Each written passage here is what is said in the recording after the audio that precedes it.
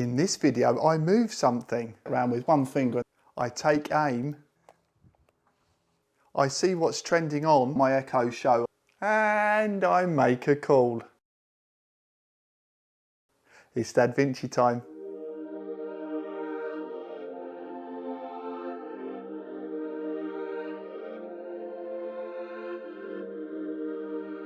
After many of your requests, I'm pleased to say we take our first look at the PowerOak AC200P. And just for clarity, this video isn't being sponsored, but we did receive the unit to test and review. If you do have any comments or questions on this, please pop them in the section below, and all the links you'll need are also be in the description as well. Anyway, enough chat, let's go. So, when you empty the box, this is what you're left with. And obviously you get the power station in there as well. So let's start off over here with a warranty card. So that's got all the details on there about what is and what isn't covered, and should anything go wrong, what you need to do. So we've got a little quality pass certificate there, so that looks like they test that before it leaves the factory.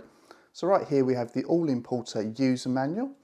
So next up we have a cable here for connecting up your solar panels. So it's got MC4 connectors one end to a female XT90 connector the other end. So in the middle here we have an Aviation style plug here to connect into the unit, and that's got a male XT90 connector right there. And over here we have a cigarette lighter input there, and that goes to a female XT90 connector right there. So as you've probably seen here, we've got the large power brick here for charging from the mains. And that goes into the 8mm style output there. And obviously we have the connector here, so this is a 3-pin plug here for UK sockets.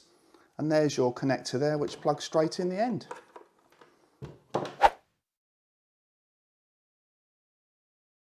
So that's what you get in the box. Right, time for a quick look round now. So let's start off here on the front, and here's the main power button, and you just push it in to switch it on and push it in to switch it off. So here's our first DC output here, and this is a 12 volt and a 25 amp output. So this is great for higher powered 12 volt devices, or if you want to run this to some kind of 12 volt distribution box, you can run multiple devices at the same time, up to that limit. So that uses an Aviation style plug. So moving over to the more traditional cigarette lighter output here, and this is good for up to 10 amps. So underneath here we have another 12 volt output here, and there's two of them under here, and they're both DC outputs, so they're good for up to 3 amps. So here's the one and only USB-C PD output here, and this is good for up to 60 watts. So here we have some USB-A ports here, and there's 4 of those, and they're good for up to 3 amps. So over here we have our main inverter output, which is good for up to 2000 watts. So that's shared between these, and this is a pure sine wave inverter. So as you can see, we've got 2 traditional style UK main sockets there. And in the middle here we have our LCD touch screen, which is how you control the unit and monitor how it's working.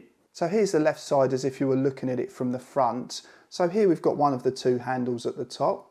Here's a ventilation grill that's got a fan sitting behind it, obviously to keep the internal components cool.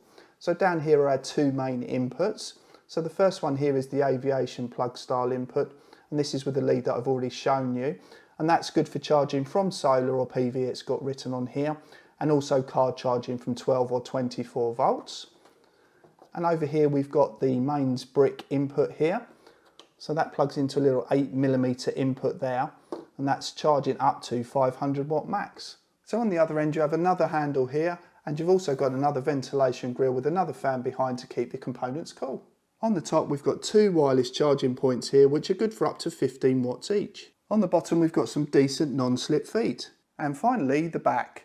And as you can see, there's nothing much to talk about other than the fact it has a sticker here which has the specifications on it, which is really handy. So if you're out and about and actually you want to just double check without the manual, you've got them right there in front of you. So that concludes our quick tour.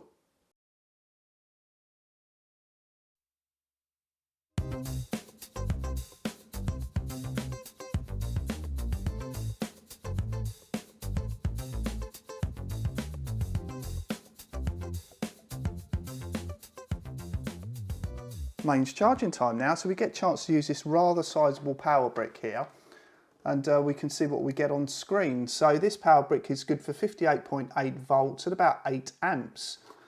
So the 8mm output from the brick goes straight into the input here, which I've shown you earlier. So what I'm going to do is just plug this into the mains now, and then we can show you what it gives you on screen. Let's plug in now. So I've got the connector there. Let's plug that into the power brick. So you might have heard some fans going now. There's a couple of little grills on both sides of this as well, obviously to keep the brick cool. So here we've also got a green light on there. I'm hoping that's visible. And that usually means when there's no power being drawn from the brick through the cable. So this really comes into its own once this unit has been charged and it's not pulling power anymore through here. So that gives you a green light to let you know that it's fully charged. And red light should come on when we start to charge, and it does draw power through here. The other thing you might notice is the fact it doesn't switch on automatically. So it does when it comes to charging from solar, but it doesn't when it comes to charging from the mains. So the unit needs to be on already if you wish to charge from the mains. So I'm going to switch that on now.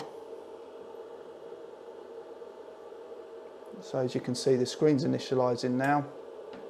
And there's a little click as well from the unit itself, so that's like a little relay inside that's switched on. And I'm hoping you can see that now. It's saying it's charging at 450 watts. So you can break that down a little bit further by actually tapping on the little symbol there, and that actually gives you what actually is coming in from the brick at the moment. So it's showing a voltage of 54.4 volts, 8.3 amps, and total of 452 watts. So when this unit has fully charged, and again it needs to be on, this power brick again will change to green, meaning you're good to go and you're fully charged. So that really is how easy it is to charge through the mains. Right, it's time to try out 12 volt charging now, and this is the same if you want to use a 24 volt output in a vehicle that has that capability. But we're going to concentrate on 12 volt just for this particular setup. So first off, you need the first half of the cable, which is the cable that I've shown you already. So this is the Aviation style plug here, and that goes to a male XT90. And the other end that you need as well, which you've also seen before, is the cigarette lighter input there into a female XT90. So first up, you need to take off the cover, obviously. And on this particular Aviation plug, there is a tiny little red dot. Now, I doubt you're going to be able to see that because it's quite hard to see normally.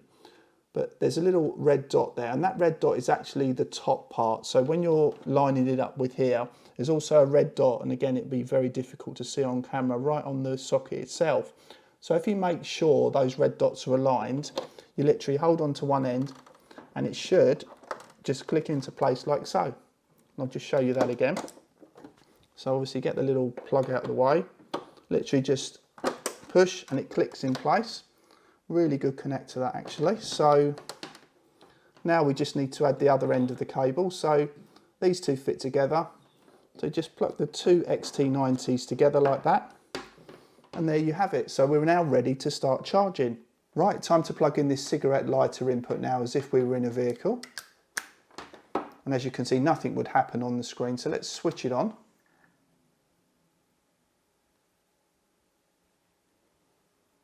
Okay, before we go into changing any settings on here, you'll see that nothing's actually happening on screen. And this particular sort of icon here is what's used for the car or the solar input. So if we click on that at the moment, that gives us the information we would normally get if we're looking at it for solar, for example. And as you can see at the moment, it's saying 14.5 volts are coming in, but nothing's happening. And the reason nothing's happening on this at the moment is because it's set up for solar input. So if we go back on there and then select the settings option here, and you'll see here there's a DC input source option here. So at the moment it's currently set up for PV, so it's only looking for voltages that were coming from solar panels. So what we need to do is just switch it over to car. So I click it on there. So that's now ready to take car voltages. So that's the voltage range for 12 or 24 volt outputs from vehicles. So if we go back now, and as you can see, we've actually got a reading on screen now. So that's drawing in 107, 108 watts. So again, if we go back into the detail view, so it's now dropped the voltage obviously because we're drawing power from the battery to 13.1 volts. It's doing 8.2 amps and 107 watts. So that's how you charge from 12 volt outputs. So to solar charge, all you need to do is just take this cable here, which is the XT90 female connector one end, to MC4 connectors the other end for the solar panels, and connect it up to this cable here, which is the Aviation style plug and XT90 male connector there. So what we'll do is you just put those together like that, and they just fit in like so, and you push them in tight, and they make a good connection there, nice solid connection. And then take your Aviation plug and literally just plug it straight into the side of the unit, and it clicks in place nicely. So those then get connected up to the solar panels. But before you do that, you just need to make sure that this particular input is switched over to PV. So you can do that by clicking on the settings here.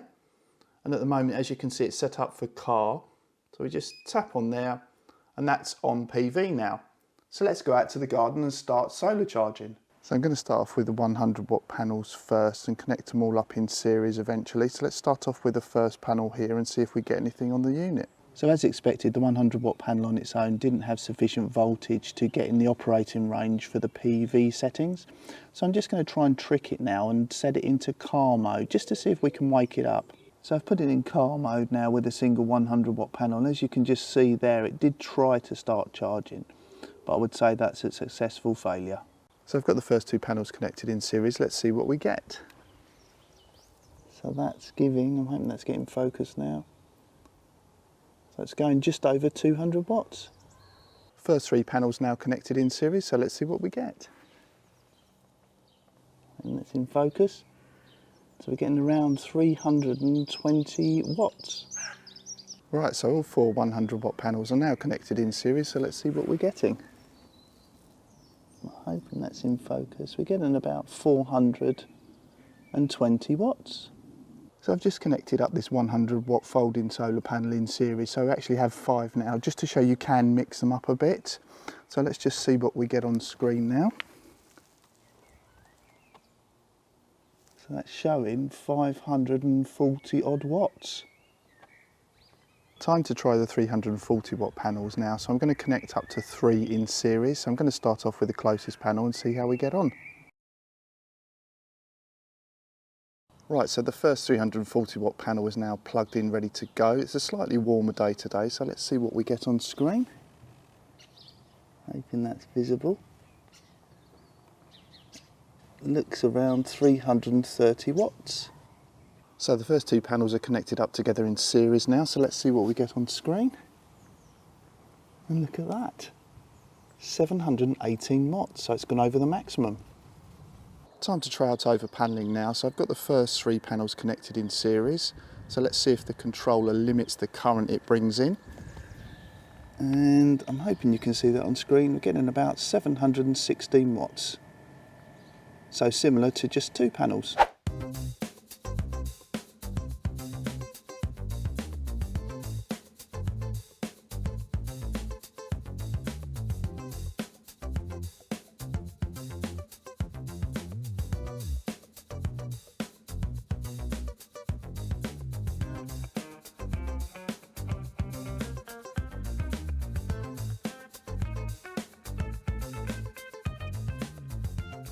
So one of the key advantages of the AC200P is the fact it's powered by lithium iron phosphate cells.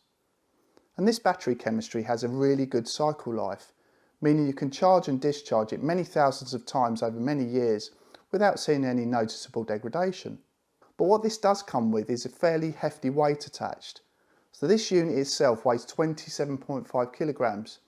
And though I can actually lift it up fairly easy, when it comes to moving it around, it's actually quite a chore. So I've actually got myself a trolley, and I'm just going to show you that now because I think you'll need one with this. So this is the one that I've got and I've been using with this unit, and I found it really useful. And this particular one, you can put it in 2 different configurations. So first one here is actually just using a handle in the traditional way and lock that into the base. And then you've got a moving handle, it's a little telescopic handle there that you can use. And then you can use the bungee cords to clip it round. So I'll just set it up in that configuration now. So this is one way you can use this unit with the trolley, and the bungee cords go over the top, attached to the back handle here, It does hang over on the edge a bit, which I found a little bit troublesome, which is why I don't really use it in this setup. And also due to the weight, the handle does move about a bit, and actually, even though it's locked into the base, there's a bit too much movement on there, but that's where the bungee cords help when you're pulling it along. And the wheels on this unit, again, are okay, but they're no good if you hit sort of any uneven surfaces or stuff. So as you can see, it goes around the back, and again, the handle moves up and down like so. And again, on a surface like this, it's pretty easy to move, and bearing in mind this is 27.5 kilos. So I'm just going to show you the other way I use it. So after some trial and error, I found this to be the best setup for me using this specific trolley. And as you can see, the handle has been stowed away again back in the base. And what I've done is I've used the bungee cords in kind of a crisscross pattern, going under both of the grab handles and then coming back out and joining back on there. And that's so I can keep both of the vents clear and also make sure that the input ports are left clear. And this really has made it compact and easy to move. I can literally move that around with one finger, and that's almost 30 kilos in weight. But the other thing that I've found that works really well with this is the fact that because it's still fairly compact, when I do lift it up, I haven't got as far to go back down to the floor, which means it doesn't put my back under as much strain. So that works really well for me. You still need to be careful with these kind of wheels on uneven surfaces and that. But for me, it's worked brilliantly. I can move it around the house. I can really pretty much take it in the garden, anywhere, just using this particular trolley. So I would suggest getting a trolley, even if it isn't this one, because this is a fair amount of weight to move about. So as covered in the quick tour, you get quite a good selection of DC outputs on this unit. So you get your 4 USB-A ports here, and they're good for obviously 5 volts each, but you get 3 amps, but that 3 amps is shared as the lines indicate between each pair of ports. Here you've got your USB-C PD, that's power delivery output, and that's good for up to 60 watts. Here we have our 3 12-volt outputs. I'm going to cover those more shortly. And on top you've got your 2 wireless charging pads, and they're good for 15 watts. Now, one of the questions I get asked most on this channel is whether these 12-volt outputs, and like on other power stations, are regulated or not. So if the voltage at these ports is regulated, it will stay at a fairly constant level regardless of how much battery charge is left. And I'm glad to say that these particular ports are regulated. So I'm just going to show what I mean now. So I'm just going to switch on the DC output. So you get your option there. So obviously I'm going to select on that. And you hear a little relay click, and that's actually switched on now. So it's just indicating that there's nothing being used at the moment. So I'm going to click on that to give us more information. I'm going to go through this screen now. So the output voltage at the top is actually shown at 13.5, which I'm just going to confirm shortly. But you've got a nice breakdown here of the 12-volt ports there. So the 12-volt, 3 amp. You've got obviously the cigarette lighter output, which is 10 amps. And then you've got that Aviation style plug output there, which you can get a cable set up for that. Just going to put that on screen now, and also put that link in the description below. And also on the bottom here, the other sort of ports are all made up into one power output. So obviously you've got your USBs, you've got your PD, and you've got your wireless, which are on the top. So I'm just going to get some things now just to show you what that voltage is at the port. Right, plugged in and ready to go now. So as you can see, this is already indicating it's around 13.6 or 13.7 volts at this port. And that's about right for this, because this usually reads 0.1 or so over. So I've got a multimeter plugged into the Aviation port here. So let's see if we can get that on screen so you can see that. So as you can see, that's reading about 13, somewhere around 13.57 at the moment. So again, that rings true with what's being indicated up there. So I've got another cigarette lighter port plugged into the 3 amp output. So let's plug that in there just to confirm what we're getting on that port. And again, as expected, that's reading the same as a cigarette lighter output. So I think we can say that voltage is confirmed at reading about 13.5 or so volts. So I've plugged in a few random items here just to show you how the screen works when it's in action. So here I've got the cigarette lighter output, so the 12 volt 10 amp output. It's currently charging another power station, and as you can see on that line there, it's using about 3.5 amps and about 47 watts. So I've got a mobile phone currently plugged into the PD 60 watt output, and I've got a set of headphones here currently charging off of one of the USB outputs there, and on the top I've got wireless charging of one of my mobile phones. So that gives you an idea on there. So obviously the USB, PD and wireless all add up to about 25 watts. So this port, and obviously on top. And then overall we're using about 70 watts on the DC output in total. So that gives you a rough idea. And now I'm just going to show you some uses for this port down here. So these DC outputs here are sometimes overlooked. They're really good for low powered 12 volt devices. So this 3 amps, again, like these over here, is actually shared between these two ports. And the best I've had out of this is about 3.2 amps on this line here, and then it gets over that and then the actual port cuts out itself. So it does have protection on there if you go over and above that. But again, I get a lot of questions on this asking me what you can actually use this for. So I'm just going to plug a couple of things in now to show you what I use. Right, so as you can see, I've got my Echo Show 5 currently plugged into one of these 3 amp ports. It's consuming about 0.2 amps and about 2 watts at the moment. And this is normally where this lives because I can listen to music, I can set alarms, timers, and check the weather quite easily by just leaving this permanently on and plugged in when I'm not filming. So something else that you can also plug in, which is also really useful and what I use, is one of my 12 volt light strips.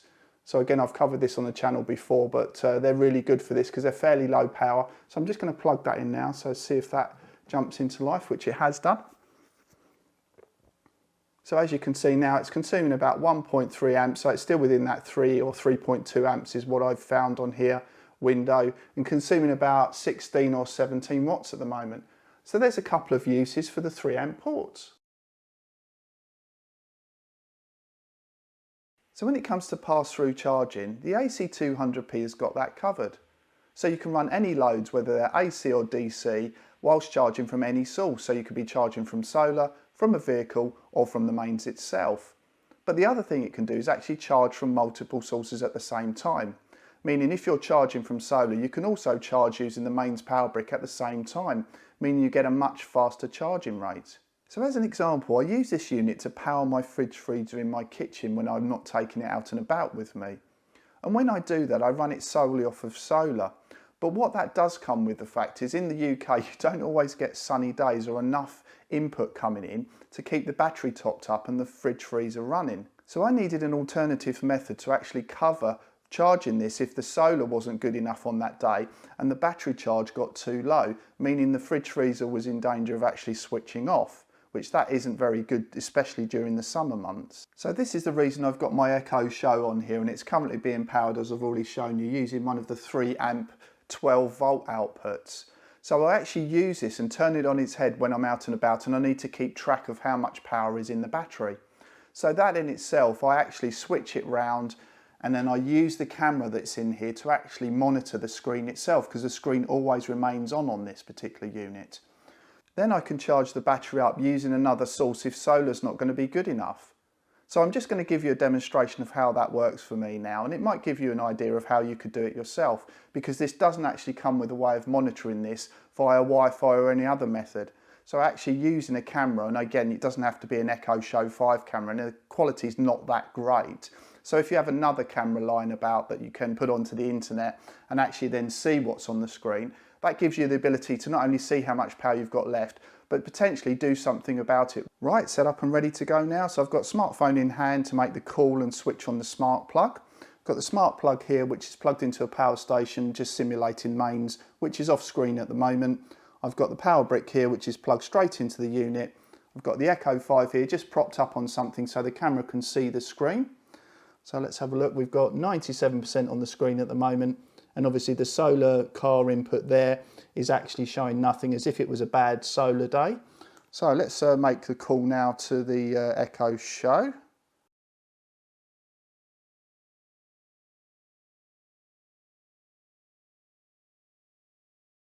And there we have it. So it's showing the screen now. So again, I can view this from pretty much anywhere in the world that has a Wi-Fi or 4G connection. So what I'm going to do now is I'm just going to move over to the Smart Life app. So as you can see, I'm now in the Smart Life app. So let's switch that on. So you hear the power brick clicking away there. We've got a green light on it at the moment, so it's connected up. And it's clicked in the unit, and the unit is now charging. So I can actually switch back to the app itself. And although it's difficult to see on the camera, I can actually just make out on the top that it's actually charging. So now it's out to the garden to show you what it's like under full charging and full load. So while we've got all this nice solar coming in, giving us around 716 watts at the moment, so maximum, I thought I'd just plug in and show you what dual charging looks like. So I'm going to use the EB150 here as the mains power source. So I've got the mains brick there ready to go. So let's switch that on as well. So that should now kick into life once the inverter wakes up on the EB150. So let's see what we can get on screen now once that wakes up. And that's kicked in now, so I'm hoping that's visible. And let's see what we get.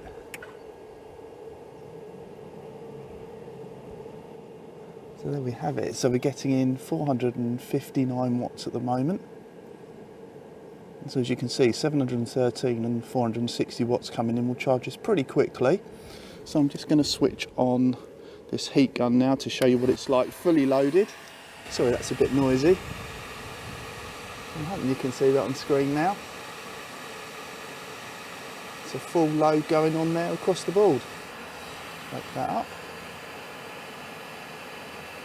So there you have it. So another option available if you want to charge this unit using just the mains and you don't have solar available and you want to charge faster than one power brick, you can actually get another power brick and adapter to connect into the solar input as well. So I'm just going to put the details on screen and in the description below if you're interested in that.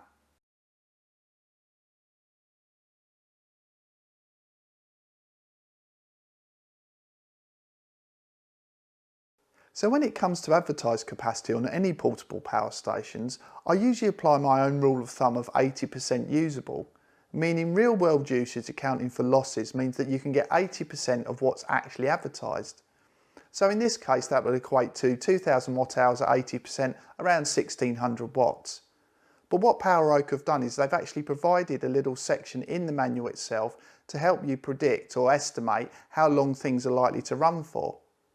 So I'm just going to put that up on screen now. So as you can see, there's some example runtime estimates there of certain devices and appliances, but they also provide a formula so you can calculate things for yourself. So in this case, in terms of capacity available, they're given an estimate based on 2000 watt hours times by DOD, which is a depth of discharge, which in this case is 90%, so you can use 90% of the overall capacity. And then they've provided the inverter efficiency of 88%. So that actually gives you an estimated capacity out of that 2000 watt hours of 1584 watt hours. So the depth of discharge question, as you can see, is covered in the FAQ of the manual, and it's to extend battery life really, meaning that's the reason you can only use 90% of the battery capacity available in the first place, to keep that 10% of battery in reserve to avoid over discharge. So this just concentrates on battery health and longevity. So even though lithium iron phosphate has a great cycle life, they're really trying to stretch it out as far as possible. So further to earlier in this video where I simulated charging from a vehicle using this 12 volt lithium iron phosphate battery, you can actually use this setup to help expand the capacity that you've got available to use in your AC200P.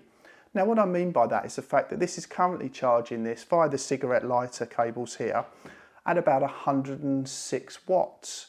But what you can do is you can actually charge this battery using the AC200P when you've got solar power, or if you want to charge up, to keep backup if there is a storm coming, for example. So what I'm going to do now is just hook up, just to show you how you can just use the mains charger that comes with this battery to charge from here, ready to store this up to use at a later date.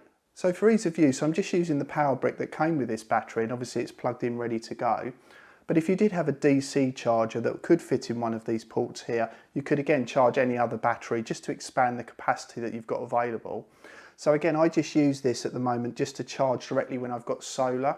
So it'll charge this up, and obviously then I will charge up other batteries that I've got to store that power later on. I know it's a slower way of coming back in because again, this only gives out about 100 watts when it's charging this unit.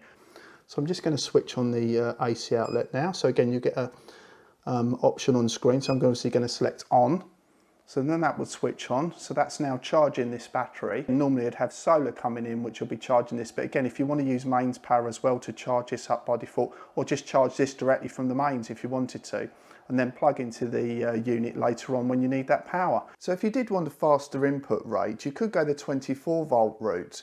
So I've got these two 12-volt lithium iron phosphate batteries connected together in series. So once you've done that, you can just literally just plug it in like so, and let's see what we get on screen. So it looks like it's giving us somewhere in the region of about 216 watts. Let's break that down a bit. So that's actually given us 26.3 volts from these batteries, and obviously the limit is 8.2 amps, and that's given us 214 watts. So that's a quicker method to charge using 24 volts. So if you did want to go the expansion route, they have a couple of options available as well. So there's the B230 and the B300. And these are expansion batteries that can be charged in their own right. So that's even including solar. And then connected up to the solar input on the AC200P to charge at a faster rate than using the 12 volt or the 24 volt car modes I've shown you with the other batteries. So if you did want to go that route, just make sure you get the right cable when you're ordering to ensure that you can actually connect these batteries up to the solar port without any problems. Right, time for a quick look around the display now. So I've switched the lights off in an effort to make it easier to see. So starting off on the home page, pretty much everything you see is clickable. So let's start off up here, and this is the solar or PV input, or if you're in car mode, what's coming in from that power source. So again, you've got voltage, current and power, and it keeps a little tally here of generated energy. So here we've got the details if you've plugged it in the wall using the mains brick. So we've got the input voltage, current and power. And down here we have the DC output. So this breaks down by ports, or if it's a collection of ports like USB, PD or wireless, it gives you a sum total there. So we've got AC output here. So this AC output obviously covers voltage, current and power from the inverter, and also the output frequency. So depending where you are in the world and what your mains devices use. So you can click on the middle as well, and this gives you the BMS details. So that's battery management system, if you like, and it tells you what the main battery pack is looking like. So in this case, it's got 53.2 volts available, and it's currently consuming 0.1 of an amp with about 77% available. So if we move into settings, so your output frequency there will obviously determine where you are and what your mains devices use. DC input there, you can actually change between PV and car. So whatever you're actually charging via the port on the side of the unit. Eco mode is exactly what it says on the tin, it just saves power where it can. And language setting also speaks for itself really, and currently in English. So if we go on to the next page, so you've got a buzzer setting here. Now this is basically a buzzer that goes off if you hit any fault conditions. So if any of the protection features on this unit, maybe if you overload the inverter or maybe one of the DC ports, it will make a buzzing sound. I've got this switched off because it will just basically disable the port for me. And also the date and time setting, which I've not set as yet, but I will do at some point. So if we go back and back again. So next one down, we've got a data tab here. So as you can see at the top as well, it also gives you a system temperature, which at the moment is 33 degrees C or 91 degrees Fahrenheit. So that's an important one if you want to just check how hot it is, and never leave these in the sun, right? That's the only advice I'll give you. Always make shade or find shade where you can. So first up on the list, we've just got product info. So it just gives you the details on there about versions, and also obviously this is the AC200P. So next one down is inverter and charger info. So these are the same buttons that you get on the main front screen, if you like, on the home page. So PV will just show you that same screen, and this is just a different way to get to it.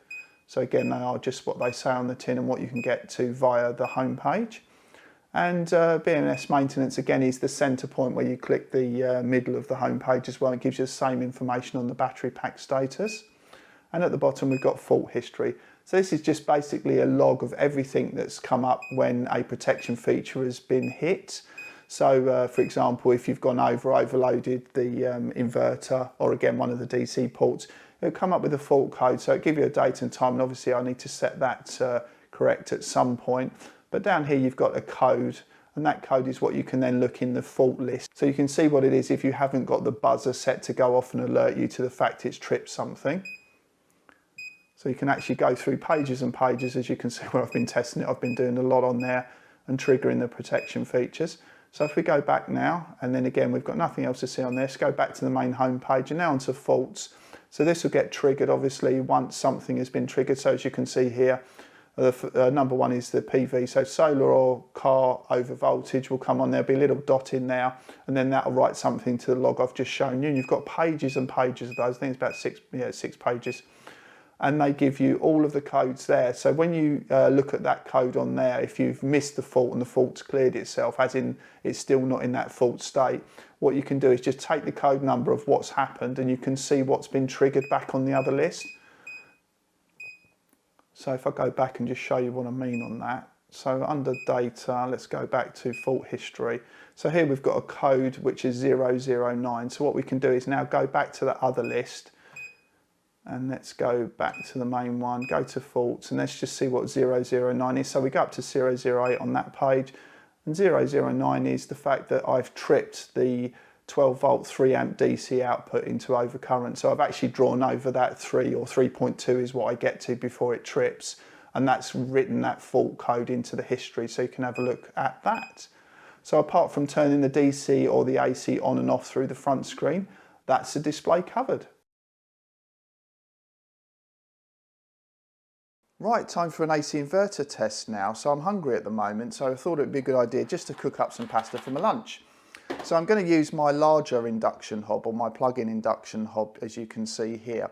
And this goes up to a maximum of 2000 watts. So this is ideal for testing out this inverter, which is a 2000 watt continuous and can go up to 2500 watts for about 2 minutes before it cuts off. Obviously, if it goes over those 2500 watts, it actually switches off immediately.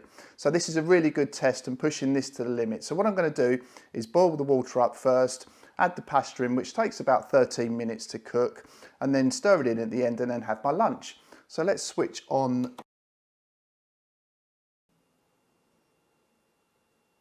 Okay, just wait for that to kick into action. So first up, let's just switch on the AC inverter and then just select on there to switch it on. And as you can hear, the induction hob now has just kicked into action. So that's now on, ready to go. So I've put more water in here than I really need because I'm only cooking up a small amount of pasta, but I just thought I'd show you how it actually boils out and how well it gets on with it. And hopefully it will stay under the 2000 watt limit, or it won't go over it for 2 minutes. So this is a great test on the limits of the 200p. So let's switch that on now and then go up to maximum power. So I'm just going to go all the way up to 2000 watts. So that's now going to kick in, and we'll see how long it takes to boil the water initially, and then we can cook the pasta. So let's see what it's pulling on there.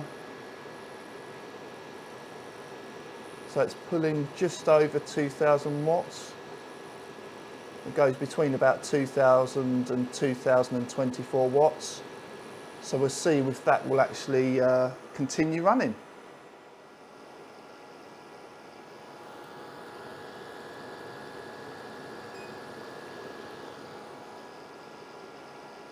Right, the water has boiled, so let's throw in some pasta.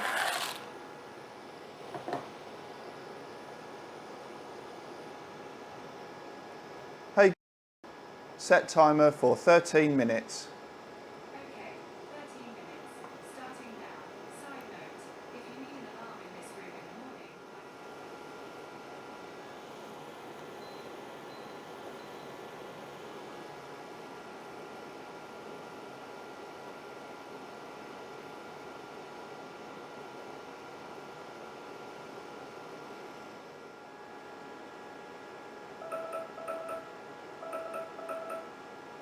Stop.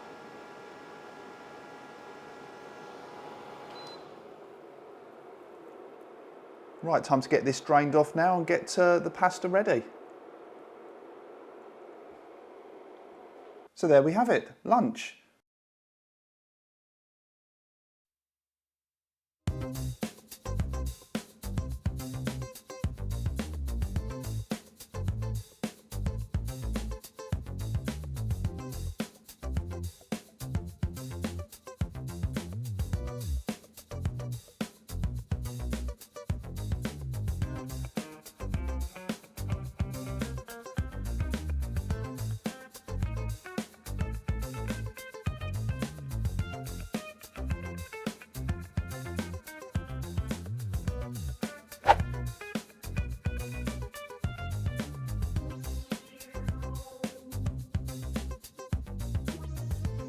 Right, time to cut the grass now. So I've got the 5 panels right at the very end connected up at the moment. So hoping you can see that. So the foldable and then the 4 other panels, standard 100 watt panels. So let's have a look here. So we're plugged in to the unit itself. Let's see what we're getting on screen. So we're getting about 450 watts at the moment. So the AC is on, ready to go. So the extension cable is obviously plugged into one of the outlets there. So if we go the way back up now to the extension cable, that's all in ready to go. It's plugged in, so let's get cutting.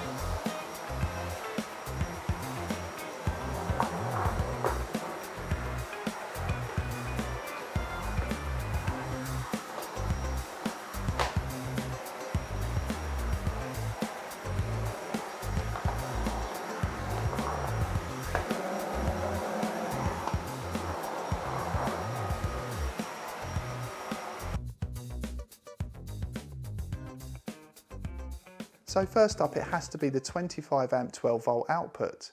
And although it would have been nice to have a cable included, if you hook that up to some kind of distribution box, you can run a lot of 12 volt devices off of one port. So next up, it has to be the rate at which you can charge this unit. So just over 700 watts seen in my tests, and combine that with the power brick as well, you can actually charge this unit really quickly when you need to. And finally, it has to be the lithium iron phosphate cells at the heart of this unit. Okay, they present a weighty problem, but they're durable and likely to give you many years of trouble-free charging. So first up, and not an improvement as such, but the weight of the unit. Now that's due to the lithium iron phosphate cells, which are a plus point of this. So you need to have this more of a consideration if you need portability. So next up, it has to be the display. If you're using it outside or you're using it in a well-lit room, it's very difficult to read. So perhaps they could improve the resolution or the backlight on this. And lastly, the solar input minimum voltage requirement. This translates into most people probably needing 2 solar panels connected in series for it to work. So if they extended the voltage range on the car setting like I attempted to do in this video, that would enable people to maybe just charge off of a 100 watt panel, for example. So that would give you added solar charging flexibility. We hope you liked our video. All the links you'll need will be in the description below. Please like, share, subscribe and hit the bell icon. And stay tuned to Dad Vinci.